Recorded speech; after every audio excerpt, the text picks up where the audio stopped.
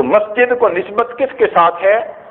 اللہ کے ساتھ. اسی لیے جس جگہ کو مسجد کی نیت کر لی جائے وہ جگہ اس کے بعد قیامت تک مسجد ہی رہتی ہے، کسی دوسرے کام کے لیے استعمال نہیں ہو سکتی. اس لیے علماء نے لکھا ہے کہ قیامت کے دن ساری دنیا کی مساجد کی جگہوں کو بیت اللہ شریف کے ساتھ اکٹھا کر دیا جائے گا اور ان ساری جگہوں کو جنت کا حصہ بنا دیا جائے گا.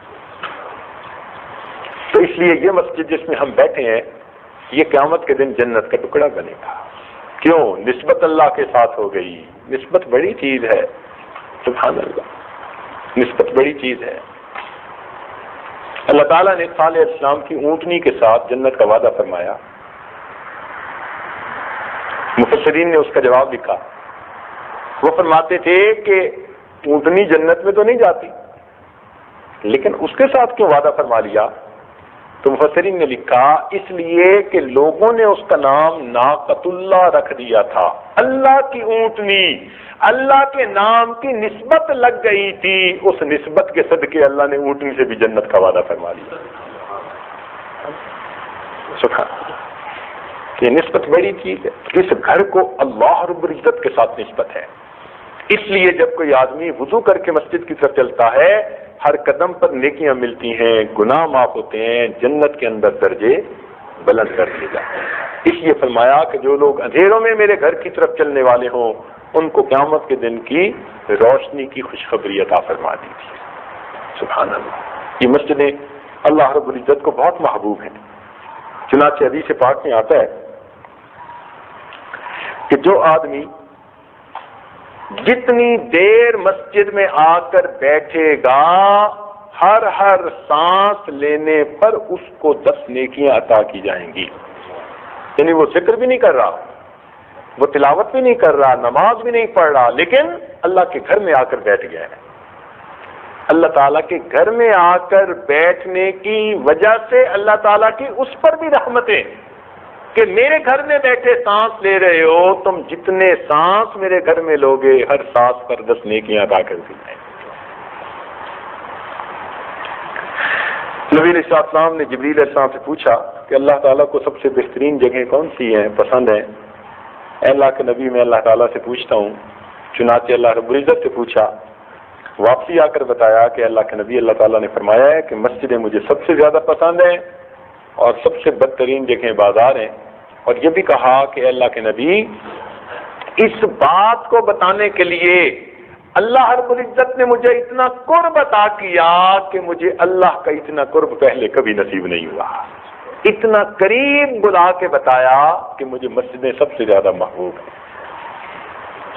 اس لیے ہمارے اسلاف فرمایا کرتے تھے اللہ تعالیٰ جس بندے سے خوش ہوتے ہیں اسے مسجد کا خادم بنا دیا کرتے ہیں. اس لیے جس بندے نے اللہ کی رضا کے لیے مسجد میں جھاڑو دی اور مٹھی کے برابر مٹی اس نے مسجد سے باہر نکالی، وہ مٹھی کے برابر مٹی قیامت کے دن اس کے نام اعمال میں احد پہاڑ سے بھی زیادہ وزنی بن جائے گی. مسجد کی خدمت کی.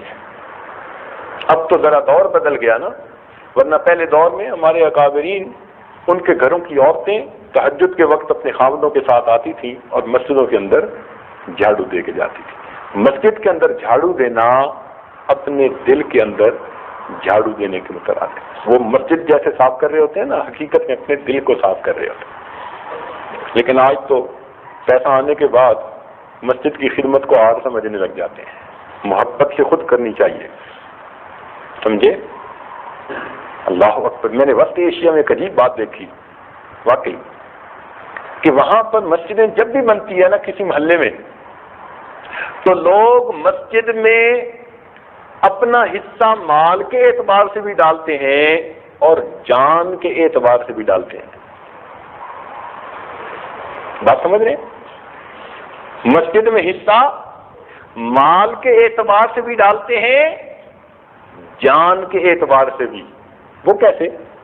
وہ ایسے، ایک جگہ ہم گئے، مسجد بن رہی تھی، تو میں نے دیکھا کہ ایک آدمی بڑا دانا بینا، پرسنالٹی بڑی اچھی، سر پہ مٹی کی اس نے وہ بالٹی رکھی اور وہ اٹھا کے دے کے آ رہا ہے. مجھے سمجھنا آئے بھائی یہ بندہ مزدور نظر تو نہیں آتا. جب وہ قریب آیا تو مجھے عالم جو تھے انہوں نے تعارف کروایا. کہنے لگے جی یہ ہمارے علاقے کے ڈپٹی کمشنر ہیں. میں نے کہا ڈپٹی کمشنر؟ کہنے لگے جی ہاں یہ مسلمان ہے, ڈپٹی کمشنر ہے. میں نے کہا یہ تو سر پہ یہ مٹی لے کے جا رہا تھا. کہنے لگا جی کہ ہمارے ہاں دستور ہے کہ جب کہیں مسجد بنتی ہے ہم سمجھتے ہیں اللہ کا گھر بن رہا ہے, ہم قیامت کے دن اللہ کا گھر بنانے والوں میں نام شامل کروانا چاہتے ہیں. مال پیسہ تو دیتے ہی ہیں, ہم میں سے ہر بندہ 3 دن اپنے بزنس سے چھٹی لے کے مزدوروں کے ساتھ مزدوری کرنا اعزاز سمجھتا ہے. کہیں بھی مسجد بنے گی, کہنے لگا اس محلے کا ایک بندہ ایسا نہیں ہوگا جو کم از کم 3 دن مزدوروں کے ساتھ مزدوری نہیں کرے گا.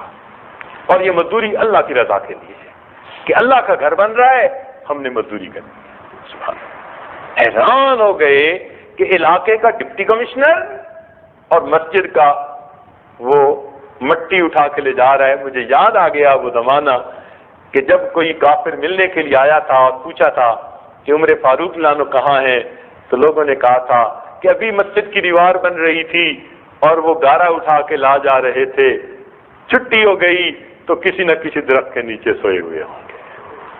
ایک وقت تھا کہ امیر المؤمنین بھی مسجد جب بنتی تھی تو گارا سر پہ اٹھا کر مسجد کے لیے لایا کرتے تھے. اس لیے جب کہیں مسجد بنے تو مسجد میں فقط مال کا حصہ ہی نہیں, جان کا حصہ بھی ڈالنے کی ضرورت ہے. اس لیے کہ جس نے اللہ کے گھر کو بنانے میں محنت کی ہوگی اس کو مزدوری دینا اللہ کے ذمے ہو جائے گا. اور جب بندوں کی مزدوری کرے وہ بھی شام کو کچھ لے جاتا ہے, جس نے اللہ کی مزدوری کی ہوگی پھر قیامت کے دن اللہ اس کو کیوں نہیں عطا فرمائے گی. اس لیے مسجد کا کام محبت سے کیا کریں, شوق سے کیا کریں. مسجد کی چیز کو اپنی چیز سے زیادہ اہم سمجھا کریں. آج تو مسجد کی چیزوں کا احساس ہی نہیں نہ ہوتا, اور مسجدوں کے لیے بھی کہنا پڑتا ہے کہ بھئی یہ لاؤ اور یہ لاؤ. نہیں, ہم خیال رکھیں اللہ کے گھر میں کس چیز کی ضرورت ہے. ہم اگر قبول ہو جائیں تو یہ ہماری خوش نصیبی ہے. منت منے کہ خدمت سلطان ہمی کنی, منت ادو شناف کے در خدمت گزاشتت. اے مخاطب تو بادشاہ پر احسان نہ جتلا کہ تو اس کی خدمت کرتا ہے. ارے اس کی خدمت کرنے والے لاکھوں, یہ بادشاہ کا تجھ پر احسان ہے, اس نے تجھے خدمت کے لیے قبول کر لیا ہے. تو اس لیے مسجد کی خدمت کو اپنی سعادت سمجھیں. میرے دوستو, ایک وقت تھا جب مسجدیں کچی ہوتی تھیں, نمازی پکے ہوتے تھے. آج مسجدیں پکی ہیں, نمازی کچے ہیں. مسجدیں پکی ہیں, نمازی کچے ہیں. مسجدوں کو ہمیشہ اپنے گھروں سے زیادہ خوبصورت بنانا چاہیے. فقہاء نے مسئلہ لکھا ہے, اپنے گھر لوگ کتنے خوبصورت بناتے ہیں, اللہ کا گھر اس سے زیادہ خوبصورت ہونا چاہیے. اس لیے حکم دیا فی بیوت اذن اللہ ان ترفع, ان گھروں میں جن کے لیے اللہ نے حکم دیا ان کو بلند بنایا جائے. مسجدوں کو بلند اونچا بنانا چاہیے. بڑا سبحان اللہ, اللہ کا گھر ہے.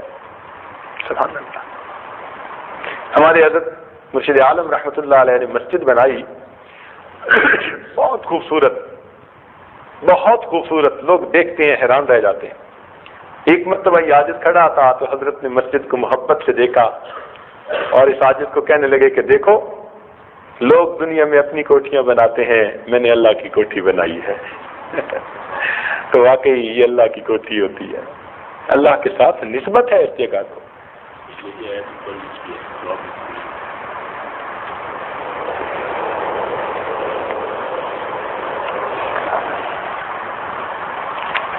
اب نبی علیہ الصلوۃ والسلام کی چند احادیث سن لیجئے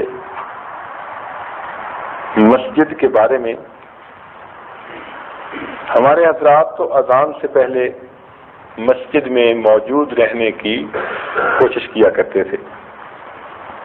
چنانچہ حضرت سعید بن المسیب رحمۃ اللہ علیہ جو تابعین میں سے ہیں فرماتے ہیں کہ 20 سال گزرے، ایک موقع ایسا نہیں آیا کہ اذان ہوئی ہو اور میں مسجد میں موجود نہ ہوں. تو 20 سال ان کے گزرتے تھے اور ان کو اذان جب ہوتی تھی تو وہ مسجد میں ہوا کرتے تھے.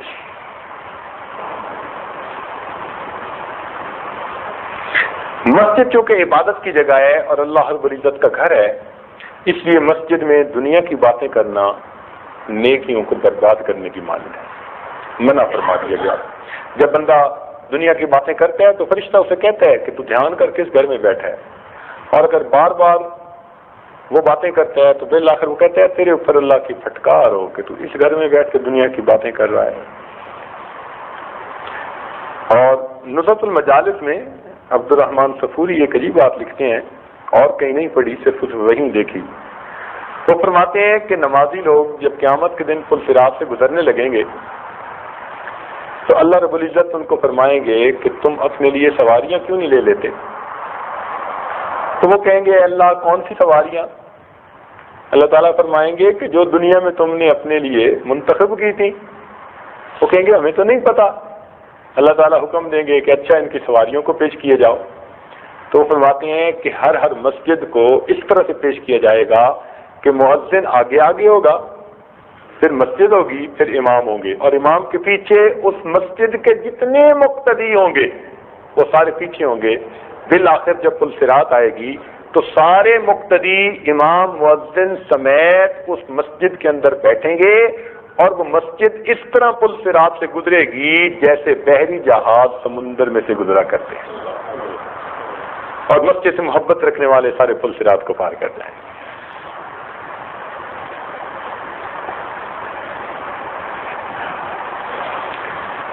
چنانچہ ایک حدیث پاک میں آتا ہے کہ قیامت کے دن اللہ تعالیٰ فرمائیں گے کہ میرے پڑوسی کہاں ہیں؟ فرشتے پوچھیں گے اللہ آپ کے پڑوسی کون ہیں؟ ارشاد ہوگا مسجدوں کو آباد کرنے والے. ہمارے حضرات کو مسجدوں سے اتنی محبت تھی، علامہ زمخشری رحمۃ اللہ علیہ جنہوں نے تفسیر کشاف لکھی، وہ مکہ مکرمہ پہنچے تو وسط ایشیا کی راستوں سے گئے تھے حالانکہ، لیکن وہاں جا کر اس قدر وہ بیت اللہ شریف کے اندر رہتے تھے، مسجد حرام میں رہتے تھے، اتنا رہتے تھے کہ عربوں نے ان کا نام جار اللہ رکھ دیا. جار اللہ کا مطلب اللہ کا پڑوسی، یعنی اتنا تو مسجد میں وقت گزرتا تھا کہ لوگ ان کو کہتے تھے یہ تو اللہ کا پڑوسی ہے. سبحان اللہ. جار اللہ زمخشری رحمۃ اللہ. اللہ واقعی. اور مسجدوں میں سے سب سے اعلیٰ مسجد مسجد حرام، جہاں ایک نماز پڑھنے کا اجر 1,00,000 نمازوں کے برابر ملتا ہے. اور وہاں پر سب سے بڑی نعمت کیا ہے؟ بیت اللہ شریف کو دیکھنا اور اس کا طواف کرنا. سبحان اللہ. بیت اللہ شریف کو دیکھنا اللہ کی نعمتوں میں سے بڑی نعمت ہے. علماء نے لکھا ہے کہ چند چیزوں سے انسان کا دل کبھی نہیں بھرتا. چند چیزوں سے انسان کا دل کبھی نہیں بھرتا. مثال کے طور پر آسمان کو دیکھنا، روز وہی آسمان، وہی ستارے، وہی نیلا رنگ، وہی بادل. آپ کو کوئی بندہ ایسا نہیں ملے گا جو کہے گا جی میں تو اکتا گیا ہوں آسمان کو دیکھ دیکھ کے. روز اس کی طرف دیکھتے ہیں مگر اچھا لگتا ہے. ہر دن میں ایک نئی لذت ہوتی ہے اس کو دیکھنے کی طرف. تو آسمان کو دیکھنے سے بندے کا دل نہیں بھرتا، نمبر 1. دوسرا فرماتے ہیں پانی پینے سے بندے کا دل نہیں بھرتا. آپ دیکھیں 100 سال کی عمر ہو جاتی ہے، آپ کو کوئی بندہ نہیں ملے گا جو کہ جی پانی سے اکتا گیا ہوں. نہیں، پانی کی طلب ایسی ہے، بلکہ مشروبات سے اکتا جائے گا، مشروبات سے اکتا جائے گا، پانی سے کبھی نہیں اکتائے گا. تو پانی سے دل نہیں بھرتا. اسی طرح 7 باتیں لکھی ہیں، اور ایک بات یہ بھی لکھی ہے کہ مرد کا دل عورت سے نہیں بھرتا. یعنی ہوس نہیں ختم ہوتی، چاہے اس کی عمر کتنی ہی کیوں نہ ہو جائے. اور یہ بالکل صحیح بات کی ہے انہوں نے. اور ایک بات یہ لکھی کہ بیت اللہ شریف کو دیکھنے سے بندے کا دل نہیں بھرتا، جتنا بیت اللہ شریف کو بار بار دیکھے گا اتنا اس کے دل میں بیت اللہ شریف کو دیکھنے کا اور شوق پیدا ہوگا۔ ایک بار دیکھا ہے اور دوسری بار دیکھنے کی تڑپ ہے۔ اللہ نے اس گھر پر اپنی تجلیات ایسی ڈالی ہیں کہ جن کو اس کو دیکھنے کا موقع ملا، سبحان اللہ، وہ اس کو دیکھنے کے اور زیادہ متمنی ہوتے ہیں۔ تو مسجد کو بھی اللہ رب العزت کے ساتھ نسبت ہے، اس لیے جو بندہ مسجد میں اکثر اوقات گزارے گا اللہ رب العزت کی رحمتوں سے وہ وافر حصہ پائے گا۔ چنانچہ نبی علیہ السلام نے ارشاد فرمایا کہ گویا ان کو اللہ کا پڑوسی کہہ کر پکارا جائے گا۔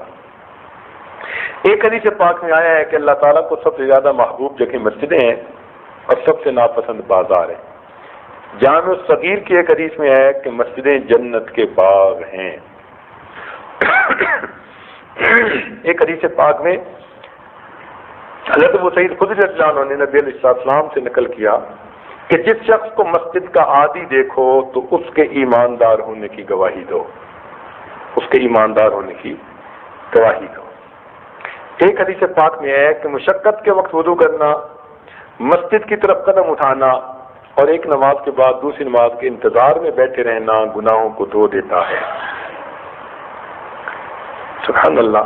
ایک حدیث پاک میں ہے، کیسی مزے کی حدیث، سبحان اللہ۔ ایک حدیث پاک میں ہے کہ جو شخص مسجد سے الفت رکھتا ہے اللہ تعالیٰ اس بندے سے الفت رکھتے ہیں، کہ جو شخص مسجد سے محبت رکھے گا اللہ تعالیٰ اس بندے سے محبت رکھیں گے۔ اس لیے تو فرمایا المؤمن فی المسجد کالسمک فی الماء، مومن مسجد میں ایسے ہوتا ہے جیسے کہ پانی کے اندر مچھلی ہوتی ہے۔ اور بعض کتابوں میں لکھا ہے من بنا للہ مسجدا بنى اللہ لہ بیتا فی الجنہ، جس نے اللہ کے لیے مسجد بنائی اللہ تعالیٰ جنت میں اس کے لیے گھر بنا دیتے ہیں۔ سبحان اللہ، سبحان اللہ۔ اللہ تعالیٰ کی رحمت ہے، اللہ تعالیٰ کسی کو مسجدیں بنانے کی توفیق عطا فرما دے۔ چنانچہ حضرت علی رضی اللہ تعالیٰ عنہ کے بارے میں آتا ہے کہ جب نماز کا وقت آ جاتا تو حضرت اللہ عنہ خوف زدہ ہو جاتے، فرماتے کہ اس امانت کو ادا کرنے کا وقت ہے جس کو زمین و آسمان نہ اٹھا سکے، میں نہیں سمجھتا کہ اس کو پورا کر سکوں گا یا نہیں۔ اور اب آخری بات سنیے ذرا، اور ذرا دل کے کانوں سے سنیے کہ حضرت حسن رضی اللہ تعالیٰ عنہ جو نبی علیہ السلام کے نواسے تھے، ان کے بارے میں آتا ہے کہ وضو کرتے تو چہرے کا رنگ متغیر ہو جاتا۔ کسی نے پوچھا تو بتایا کہ ایک بڑے شہنشاہ کے سامنے کھڑے ہونے کا وقت آ گیا، لہذا جب مسجد کے دروازے پر پہنچتے تو یہ پڑھتے، یہ عبارت پڑھتے۔ آپ اس کا مفہوم اردو میں سمجھ لیجئے، پھر ان الفاظ کو اپنے ذہن میں دہرا لیا کریں۔ فرماتے تھے الہی عبدک ببابک، اے اللہ آپ کا غلام آپ کے دروازے پر ہے۔ کتنی عاجزی کے الفاظ ہیں، الہی عبدک ببابک، اے اللہ آپ کے بندہ، آپ کا غلام آپ کے دروازے پر ہے۔ یا محسن اتاک المسیء وقد امرت المحسن منا ان یتجاوز عن المسیء، اے اللہ، اے احسان کرنے والے، آپ کے پاس ایک گنہگار حاضر ہوا ہے اور آپ نے حکم دیا ہے نیکوں کو کہ وہ بروں کے ساتھ اچھا سلوک کریں۔ فأنت المحسن، اللہ آپ اچھے ہیں، وأنا المسیء، اور اللہ میں برا ہوں۔ فتجاوز عن قبیح ما عندی بجمیل ما عندک یا کریم، اللہ جو میرے پاس برائیاں ہیں ان کو جو تو آپ کے پاس اچھائیاں ہیں ان کے ساتھ بدل دیجیے۔ یعنی جب اللہ بندوں کو حکم دے رہے ہیں اللہ تعالیٰ کہ میرے بندے اچھے جو ہیں وہ بروں کے ساتھ اچھا سلوک کریں، تو جب بندوں کو حکم ہے کہ اچھے بندے بروں کے ساتھ بھی اچھا سلوک کریں تو اے اللہ آپ اچھے ہیں اور میں برا ہوں، آپ میرے ساتھ بھی اچھا سلوک فرما دیجیے۔ تو دعا ہے کہ اللہ رب العزت ہمیں مسجد کا ادب کرنے کی، مسجد میں آ کر اپنا وقت اللہ کی یاد میں گزارنے کی، تلاوت میں، ذکر میں، دین کی باتوں میں گزارنے کی توفیق عطا فرمائے، مسجد کے اندر دنیا کی باتوں سے اللہ تعالیٰ میں محفوظ فرمائے۔ بہت اس سے انسان کی ہوئی نیکیاں برباد ہوتی ہیں، اور اللہ تعالیٰ ہمارے اس وقت کو قبول کرے۔ ہمارے مشائخ نے فرمایا کہ جب بھی مسجد میں انسان داخل ہو تو نفل اعتکاف کی نیت کر لینی چاہیے۔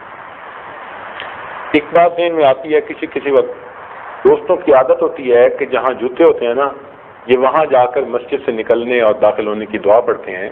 یہاں معاملہ ایسا نہیں، یہاں تو اس دروازے سے نکلتے ہوئے آپ کو نکلنے کی دعا پڑھنی چاہیے، اور اس سے اندر قدم رکھتے ہوئے داخل ہونے کی دعا کرنی چاہیے، کیونکہ مسجد کی حدود یہاں ختم ہو رہی ہیں۔ تو ایسا نہ ہو کہ چونکہ دوسرے ملکوں میں جوتے جہاں اتارتے ہیں وہاں دعا پڑھنے کی عادت ہوتی ہے نا، تو دل میں خیال آ رہا تھا ایک دو دفعہ کہ ایسا نہ ہو کہ دوست ادھر وضو خانے میں جا کے کہیں دعا پڑھتے پھریں۔ اور اعتکاف والوں کو چاہیے کہ جب وضو کے لیے باہر جائیں تو وضو کے دوران بات کرنے کے لیے بھی کھڑے نہ ہوا کریں۔ اعتکاف میں آپ اعتکاف کے لیے وضو کے لیے جائیں تو شارٹیسٹ پاسبل راستے سے جانے کی کوشش کریں۔ مثلا یہاں سے دو راستے ہیں، اب ایک راستہ تو یہاں سے دور جا کے وہاں پہنچنے کا ہے، اور ایک راستہ بالکل چھوٹا ہے۔ تو اعتکاف والوں کی کوشش یہ ہونی چاہیے کہ جو بالکل قریب ترین راستے ہیں نا وضو خانے کے، اس سے جائیں، اور وضو کر کے عام طور پر چونکہ واقف لوگ ہوتے ہیں نا، وہ پوچھ لیتے ہیں جی کیا حال ہے، تو کھڑے ہو کے کہہ دیتے ہیں ہاں ٹھیک ہے۔ نہیں، بالکل نہیں، چلتے چلتے تو جواب دے سکتے ہیں مگر کھڑے ہو کر حال احوال نہیں پوچھ سکتے۔ اس لیے اس بات کا اہتمام کریں، اور اللہ تعالیٰ آپ حضرات کے یہاں گزرے وقت کو قبول فرما لے، اور ہمارے لیے اس کو صدقہ آخرت بنا دے۔ وآخر دعوانا الحمد للہ رب العالمین۔